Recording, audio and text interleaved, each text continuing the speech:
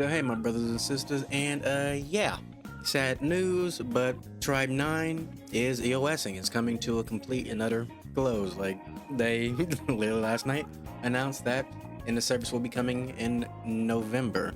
So yeah, they're not doing anything else. There will be no chapter 4, there will be no more character releases or anything else. Whatever the game has as of right now is what you will have until the end of its run in November of this year. Now, how did, the downfall of Tribe 9 happen? It's hard, but also not really hard to say because of all the weird things that happened. Like, on release, like many games, they have bugs and issues, but it was just a sad outcome. On the release of the game, it wasn't very free to play. All the currency that was there in the beta and whatnot was no longer there. Chests did not have, currency to give you pulls or anything else. It was really hard to get any pulls whatsoever to do, well, anything. You're pretty much just stuck with the baseline of characters you had because getting any sort of pulls was abysmally hard to do. So it wasn't free to play at all. But on top of that, the rates in the game were absolutely terrible. Like some of the lowest rates we've seen in a long time. And yeah, that just wasn't sitting right with people. On top of that, the gameplay at launch wasn't that great in terms of how it felt. It was very stiff. The indicators for enemies, attacks, and everything, the parry and everything else just wasn't, well, that good. So it just felt like a really bad gaming experience overall. To pile on top of that, you had the level gatekeeping through the stamps, which just made many fights a lot harder than they really needed to be because you just were under level.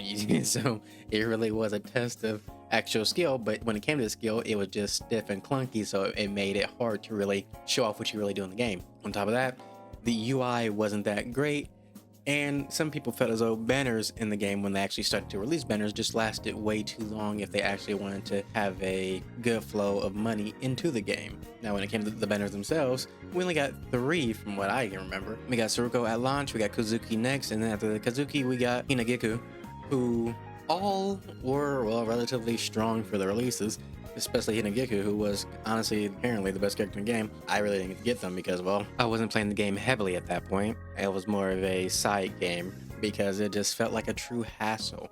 Just in terms of playing the game overall. Like, it had a good start, but then everything else outside of the story, music, and, well, art style, everything else just felt lost. That's the best way I could put it.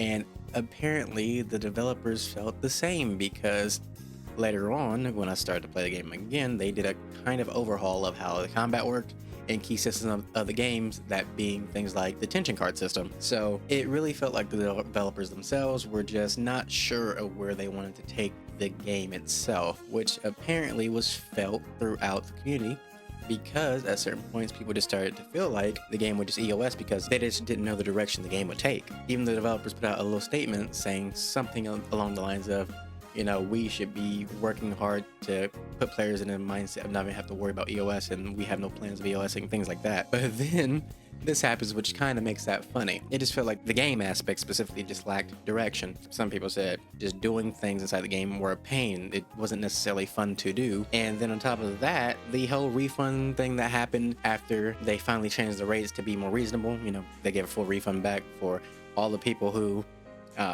spent up to that point prior to the rates being changed. So yeah, it's just a really big mix of things that happened. And you could argue that the reason why the revenue went so low, because I believe in April the revenue was 90K, is due to the fact that they did the giant refund. I mean, for anyone who felt deeply for this game, they would have spent a lot of money to, try to get the characters during that time period because the rates were lower, so it was hard to pull characters. Which means when they did the refund, those high spenders wouldn't have been spending as much because, well, now they have enough currency to pull whatever they want. It was a little double-edged sword with them giving the entire refunds, but it was actually understandable because of the situation that they put themselves in with the abysmal low rates and then adjusting them later on. So, yeah. But they can't be surprised that the revenue was lower at the time because they did such a big refund. So anybody who did pulls prior could have easily pulled the next character, which is why revenue would be lower, especially considering that they only release one character a month. So it's not like you have multiple targets you're aiming for in a singular month. You just got this giant refund. So yeah, only having one character to go after, it's not going to deplete that reserve that you now have stacked up fast at all. Now they did try to monetize in other ways, such as, battle pass and outfits and things like that, but they were, cheaper. So it wasn't going to net them a lot of money.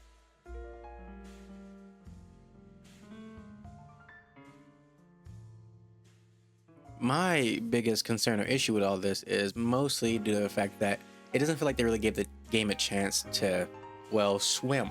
Because again, at the beginning of its launch, even though the rates were abysmal, they made quite a bit of money. And then obviously the revenue dropped in that period where they did the refund, obviously. But past that, they really didn't get to see anything because they didn't try past that.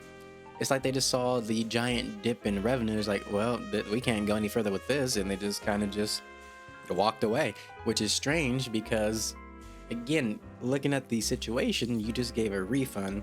So even though you put out a really broken character, people could easily use those refund, currency to pull for a really broken character. And then after that, you could see how things are looking. So I don't know, but it is what it is. Another game is being added to the graveyard of games that had great potential but just couldn't reach it. But the even weirder part is the fact that Akatsuki also owns Dokkan, so it's not like they couldn't just, take the loss for a little while to help the game get on its feet using, the fact that Dokkan makes a lot of money to supplement, for Tribe 9's losses until it was able to stand on its own feet. So it's just weird how it just feels like they didn't give the game a chance to really flourish because, yes, you had a rocky start. Even with the rocky start, you made a lot of money. But then after, you did the refund, which would cause a dip, you just gave up, which is just so weird. And I don't know who gave the final say in the whole termination of the game service, but obviously they didn't take into account the overall situation that was going on. Because again, it just doesn't feel like this game had enough time to shine. Most of the time, games would be given at least 6 months to show off what they can do. This game launched, and let me double check, because I swear it's only been 2 months and like 20 days. But hold on. Yeah, Tribe 9 was released on February 20th, 2025. It's only May. So, it hasn't even had that much time to really flourish, brother. So, I just don't see how they could do that. I just don't. On top of that, apparently the marketing wasn't that great, so that would also hinder its growth and everything else. It just sucks to see a game with so much potential just go down the drain. But again, it is what it is. If you're someone who used to play Tribe 9 and looking for another gacha game to play that's kind of similar, honestly, ZZZ, Xenoblade Zone Zero. It's very similar in terms of combat, and it feels more fluid than Tribe 9 did. That's just honest truth. And it's a very cozy game. And it's, even though people look at it as gooner bait, I mean, a little cake never hurt nobody. They treat the men the same way, shirtless men and everything else when they do release one. But game wise, Xenoblade Zone Zero is a good game that has lots of similarities to Tribe 9 in terms of its combat system. So yeah, there's something that y'all can try out. But anyways, I hope you enjoyed the video. Like, comment, subscribe, and all good stuff. I will see you next one. I love you guys, and bye bye.